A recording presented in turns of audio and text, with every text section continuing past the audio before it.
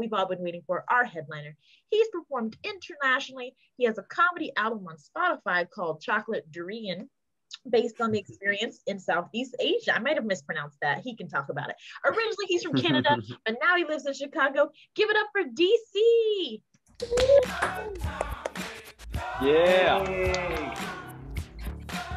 Lovely. First of all, first of all, give it up for Alexis and Keisha just for making this happen. Your great energy.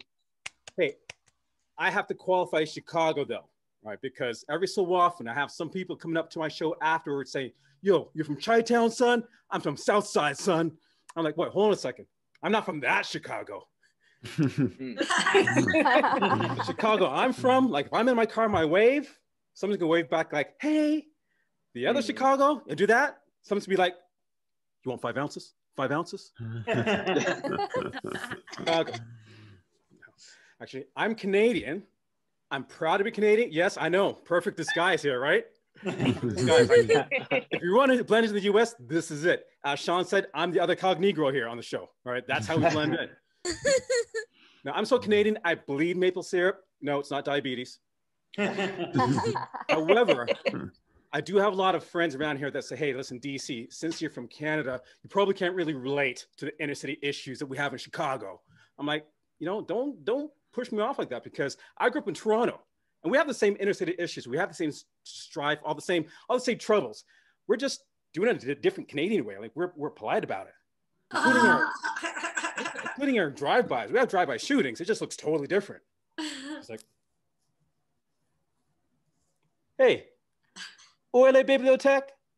What? Break yourself, eh? Pop, pop, pop." Sorry. We apologize all the time. And we call 911 for you, because that's what we do. And like, "Hey, who shot you?" "I think it was Drake who shot me." "I don't know," right? And then you go into the hospital, they patch you up and they throw you back out again. And then the whole cycle repeats itself. Why? Because that's universal healthcare. It works. Yeah. Now, actually, just before the US elections, I just came back from Singapore. I had a work stint there for 3.5 years, 4 years. It was a great time, great experience, lovely country. However, they have like no black people at all. Hardly any black people. In fact, they didn't even call me DeeCee. They just called me Singapore Black Man number 5. But the country is great. In fact, they were on top of the COVID response before the rest of the world. Everybody's on point. Everybody banded together.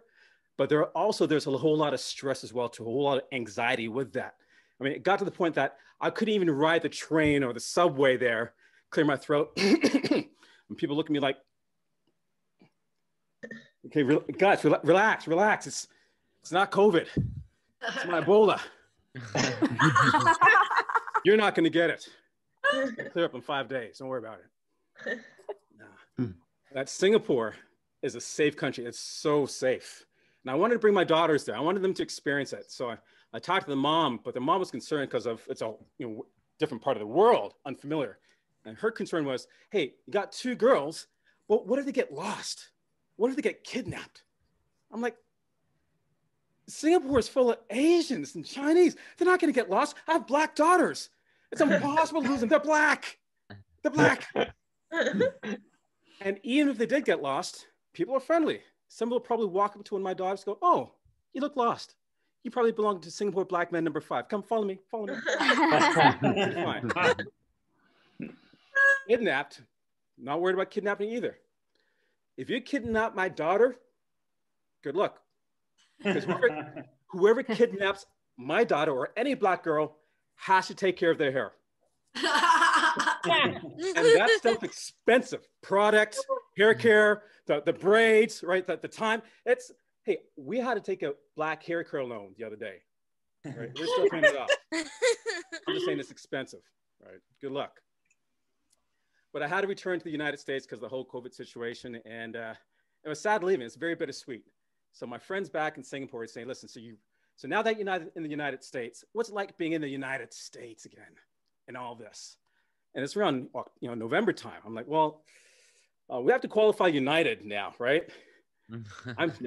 I'm back in States of America. Denial, state of delusion, state of depression, and the state of Florida. Figure that one out. But no, I had to come back to homeschool. Main role. I'm a homeschool dad right now. I'm kind of semi-retired, and I'm beefing with my daughter, my 7-year-old. She's a snitch. She's a snitch. She's straight up. Right? She's a snitch. Here's the thing. The other day, I said, "Daddy, I want to learn how to type and text accurately. Can you teach me how to type and text accurately?" I'm like, "Why? Why are you so insistent?" "Oh, so I can tell Mom how much I hate being your student." Like wow, ouch, ouch, that kind of hurt. So you think as a responsible parent, I take the high road? No, I'm petty. So I took the low road. All right, so we got a spelling test today. Today, your word is tattletale. Tattletale. In a sentence, Santa doesn't give gifts to little girls like you who tattle tail. Okay, next one. We're going to be doing rhyming words. Snitches get blank. Snitches get blank. Guess what that word is? That's right. Listen, I don't care. I don't care. I hope she got the hint, because if she didn't, I'm just going to unplug, take off the spell check off her iPad, and hold her back a grade. I don't care. I don't care. She could be 12 years old in grade 4. I really don't care at this point right now. She can win the battle, but I'm going to win that war. Honestly, I don't know why I'm homeschooling. Honestly, like I have no clue what I'm doing. Straight up. In fact, I won't find out in the next 6 to 7 years on whether my daughter's either walking across a stage or working a stage. Figure out if I'm effective as a teacher or not. Still up in the air. Yeah. But they're smart. Both girls. I got 2 daughters, and right now they're very smart. They're smart enough to make me a swear jar, because I used to swear a lot. A lot. I underestimated it, and until I noticed how much I put into the jar. They now have 5% stock in Tesla. So the last 3 months, I've cleaned up my act, no longer swearing, keep my own money, right? Jar's empty. Now they're concerned, all right? They're freaking out because they're thinking, oh my goodness, we killed a cash cow. We can't have this happen. So they want to change the terms of the agreement that we have. Kind of like how Google and Facebook does this all the time without us knowing, but they came up to me and say, "Dad, listen, we don't like the arrangement anymore. It's not longer working out for us. So we believe, Dad, that we have to add the following words. We have to add dag nabbit, cheese and rice, right? Fudge, fart, right? And mofo to that list, because we know what you mean." Like, no, I'm not gonna do that, because that'll put me back $1,300. I'll be owing you guys. No, I'm not gonna do that. No, I'm not gonna be in arrears on, no, forget that. So now they're partnering up. They're trying to trip me up. So my youngest is doing things like losing my keys on purpose, or leaving Legos beside my bed so I can step on it in the morning, trying to get me to swear, or walking in on me and my wife, right? Certain times, right? My oldest, she's talking smack now too. So she's trying to get beneath my skin. I'm like, almost effective. She's telling me the other day, "Hey, Daddy, Kobe Bryant wasn't all that, was he?" I'm like, Or, "Hey, Dad, I want a mega hat for my birthday." Like, Or, "Dad, here's a picture of the tramp stamp I'm saving up for here. All right, look at this one. That's why I want my tramp stamp." Like, forget it. Here's 20 in a swear jar. I'm just going to go to town right now. I don't care. No. I'm a chiropractor. I love what I do. Chiropractic. But I also understand why people are afraid of what we do. I get it, folks. I get it. Because there's some offices you walk into, very simple clinics. You open up the door, you see a bench with a hole in it, all right, padded bench, and then you might see some electrical stuff on the corner. Then some other offices you walk into, totally different scene. You walk in, you see pulleys and harnesses and ropes and racks, and you see ropes on racks and pulleys and racks and straps on racks and strap-ons and hanging harnesses with, it's basically a nipple clamp away from being a BDSM sex chamber. Right? I can understand. I'm concerned about that. I'm all about cross promotion, but that's crossing the line.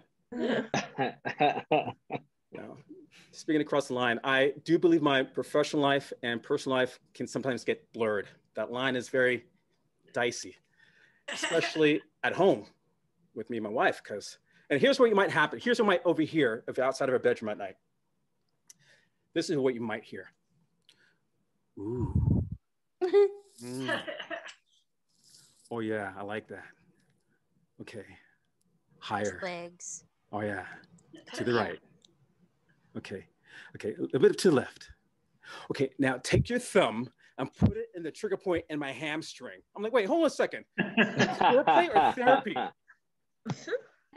You're manipulating me now. I don't like that. Come on. Honey, either I'm off the clock or you're paying me. We can't have it both ways. Right. All in all, it's an adjustment.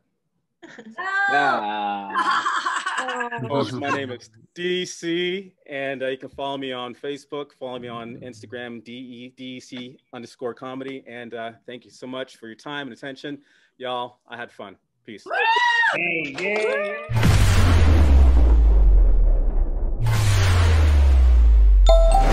yeah.